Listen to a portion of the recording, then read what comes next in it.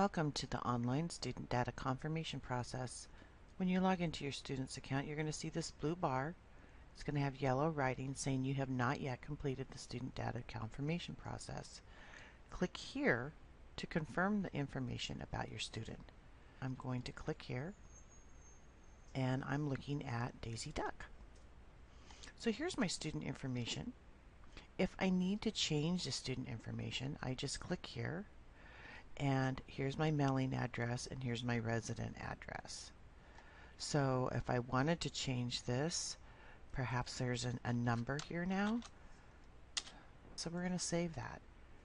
Once you change a student address, a notice will be sent to you and a notice will be sent to the school letting them know that you have an address change. So you will need to bring in the proper documents to your student's school to verify that's where you live. You can add a home number, a primary home number. Perhaps we want to add in a home number. And we can save it. That information will be saved automatically, and it'll let you know the student data was saved on 7/21 at 7:50 a.m. We're going to confirm and continue. The next information you want to update is the contact information. So you can choose to edit what's in here. So we have this in here, and I want to change this. This is spelled wrong. So we want to fix that, and I want to save that. So now I have saved it. It's correct down here, and it will change up there. Another one maybe I want to do is add a new record.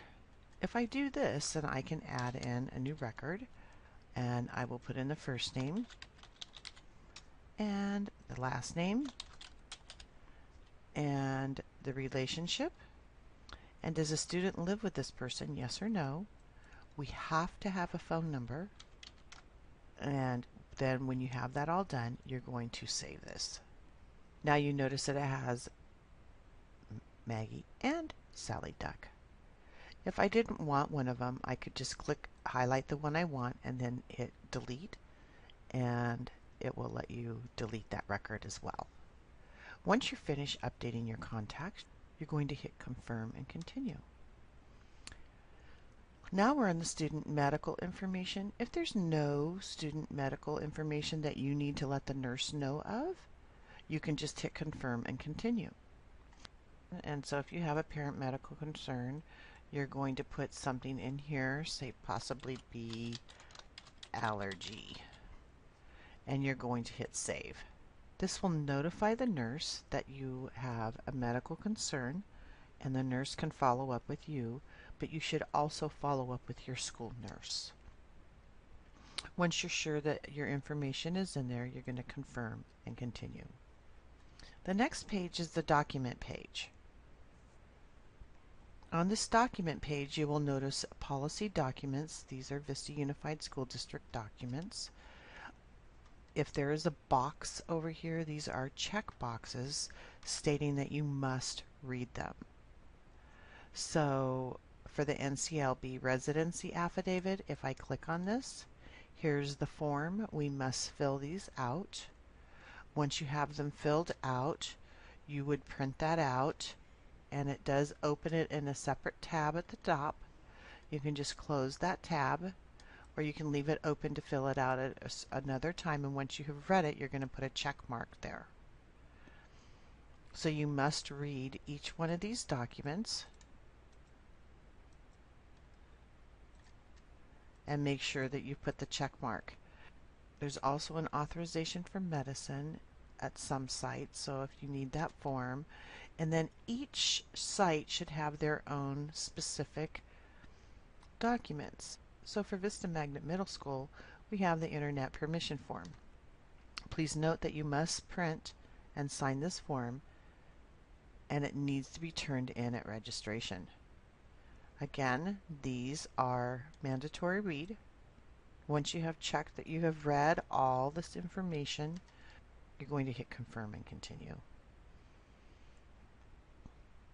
The next screen is the authorizations and prohibitions. So you must verify that you understand each one of these rules. If you do not want, say, computer internet agreement, then you would opt out. In order to opt out, you need to go to your school site. So again, I have to check that I understand each one of these rules. If you have questions on any of these, then you can contact your student school. So you're going to save, and it tells you you've saved them, and now you're going to confirm and continue. Now we're at the final data confirmation screen. So we need to print a new emergency card. Make sure you print the NCLB card, and you're going to turn it into your student school along with any of the other documents back here that they've asked you to turn in. So we're aware of that. We're going to finish and submit. And now down here it says print a new emergency card. So when I print that new emergency card, it will ask me to continue, and I can either view it or download it. It's up to you what you want to do. So I'm going to download it. It comes up down here. I need to open it up, and here's my information. So I have all of my information that I just filled out, and then notice down here it has a signature line. You must sign this and date it. You can print out one for you and one for your school. Notice that does open up in another window, so I can still come back over to my data confirmation screen, and I can close that. Now, for some reason during the middle of the school year, you need to change your students' information. All you need to do is come over to the Student Information tab and hit on Data Confirmations. So perhaps maybe you have a new contact you want to add in.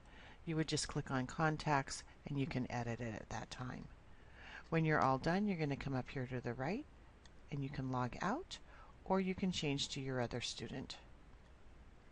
Thank you very much.